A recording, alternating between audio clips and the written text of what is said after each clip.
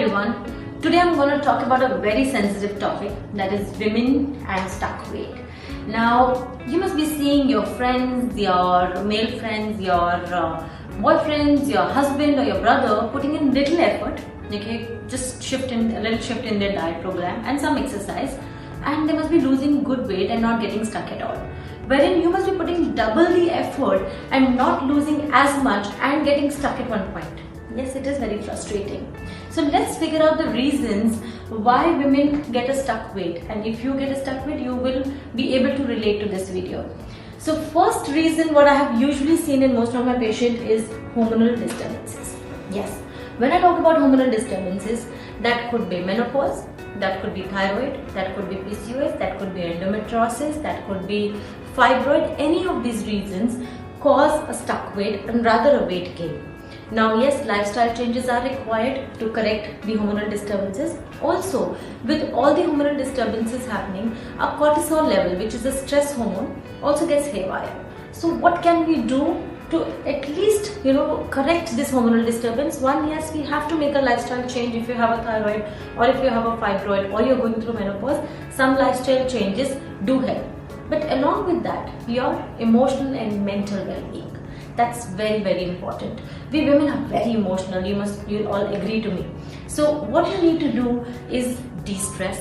Spend a lot of time with your loved ones. Okay, I know children are busy, husband is busy, we don't have many friends around, but yes, still try and connect with your family, with your cousins. Try and spend time with yourself, with your family. That will help for your emotional and psychological balancing, which will further help with cortisol. So it could be a very minor factor, but it will help. So little, when, as we say, boon boon se ghada bharta hai. So this is one of the things that drop by drop, if you just take care of things like emotional bonding, take care of your mental peace, take care of letting go of stuff, they will help in balancing your hormones as well. Okay. Second reason what I have usually seen is sleep. Now we all know 7 to 8 hours of sleep is very important. Most of you must be sleeping maybe a little longer than that as well. But are you getting a good sleep?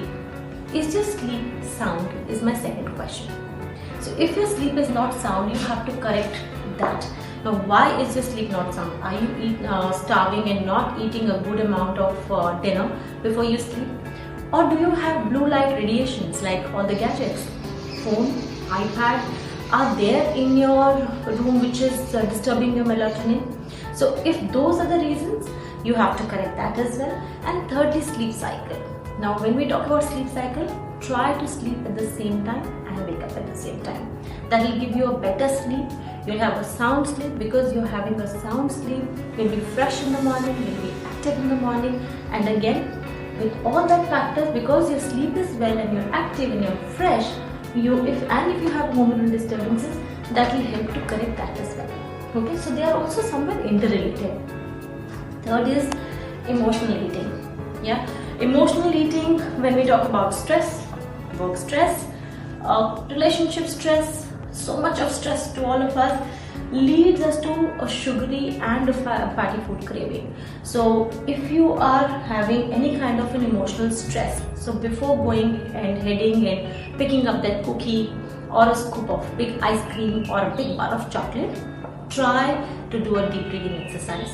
Okay, try and walk barefoot on the grass and see that are you feeling a little better, and you can probably not go and pick up that cookie or an ice cream. Then is medication.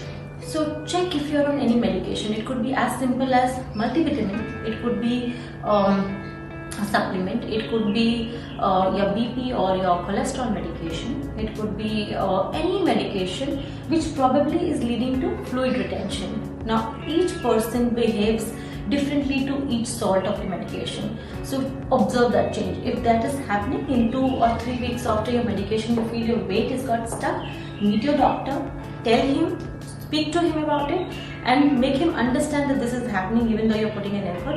And maybe a little change in a salt or change of medication. I wouldn't say stop that medication. A change in the medication by your medical practitioner, by your doctor, will probably help in that stuck weight to move.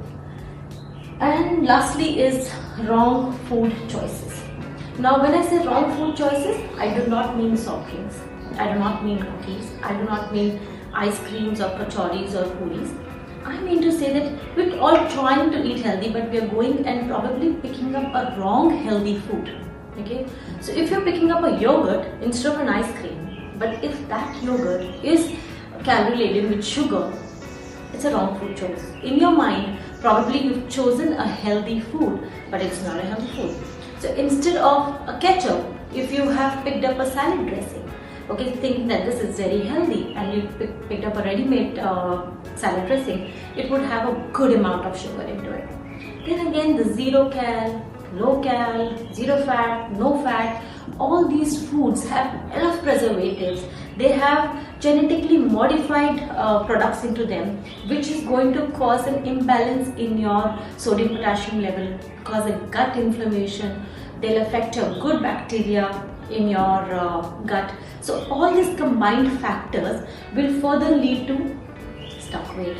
So just figure out if any of these reasons you've been facing, and start working on that along with whatever you're doing, a good exercise program, clean eating, and keeping yourself active, and see if this helps you and your weight starts moving again. All the very best to you. Stay healthy.